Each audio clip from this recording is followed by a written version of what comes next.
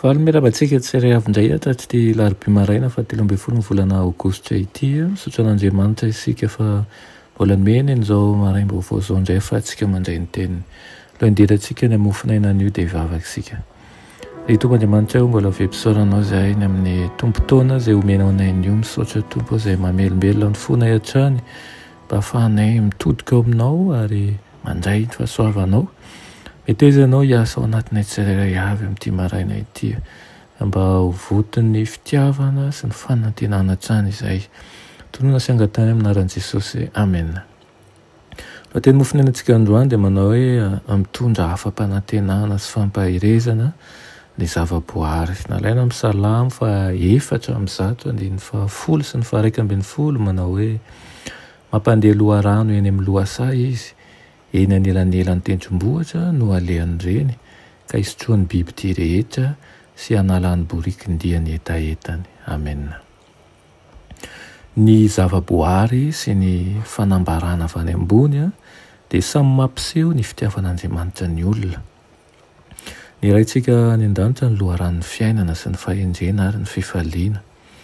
Jereo ireo zava-mahagaga sy tsara tarehy amin'ny zavaboary.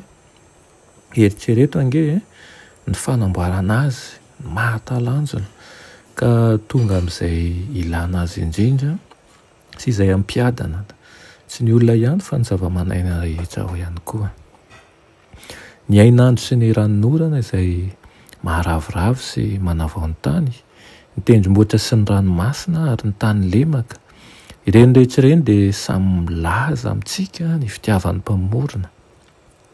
Efa nataon'Andriamanitra masina sy tanteraka ny olona tamin'ny voalohany ary fony vao nivoaka teo am-pelantanan'ilay nahary ny tanitsika dia tsara, tsy misy kilema ka tsy nahitana na dia aloky ny fanozonana kely aza teo aminy. Fa ny fandikana ny lalàn'Andriamanitra dia ny lalàn'ny fitiavana no nitondra loza sy fahafatesana. Kanefa na dia ao amin'ny fijaliana vokatra ny fahotana aza dia mbola miseho ihany ny fitiavan'Andriamanitra. Voasoratra fa nozon'Andriamanitra ny tany noho ny nataon'ny olona ny tsilo sy hery, izany hoe fahasairanana sy fahoriana izay mahatonga ny fiainantsika ho feno fanahiana sy asa mahareraka dia voatendry hahasoantsika ho isan'ny fanamboarana izay ilaina amin'ny fikasan'Andriamanitra hampisondrotra antsika avy amin'ny faharavana vokatra ny fahotana. Izao tontolo izao na dia efa simba aza dia tsy alahelo sahoriana avokoa tsy akory. Misy fampanantenana sy fampiononana eo amin'ny tenany zavaboary fa misy voankazo eny amin'ny hery ary tsilo dia rakotry ny vonin-draozy. Andriamanitra fitiavana no voasoratra eny amin'ny tsiry izay vao mivelatra sy eny amin'ny ahitra vao mitsimoka. Ny vorona mahateo ty izay mampiravoravo ny habakabaka amin'ny hirany mahafinaritra. Ny voninkazo misoratsoratra izay mandefa ny fofony manitra mamaherovero eny amin'ny rivotra.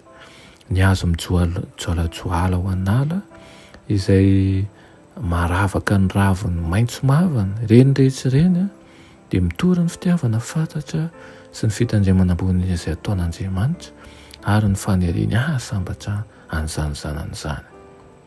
Okan'izany ho tsapantsika mandrakariva ka tonga antsika hitodika amin'ilay mpahary ary andray ny famindrabony feno. Amen.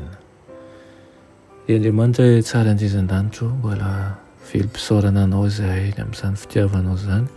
Mendrim-piderana tokoa ianao ka na dia efa ao anatin'ny fahalovana ara dia mbola mahita ny taratry ny fitiavanao zahay, mahita ny ankaton'ireo zavaboary eo dia mahita fa tsara tokoa ianao. Ampianaro izahay mba ho tiany tsara ihany koa ka hanao ny tsara satria avy aminao izahay. Tonoana sy angatany aminaran'i Jesosy. Amen.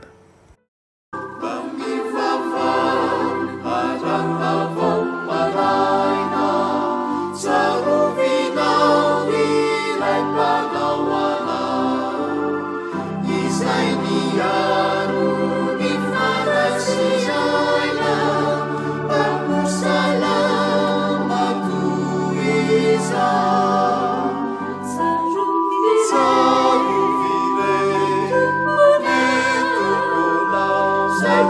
Alleluia.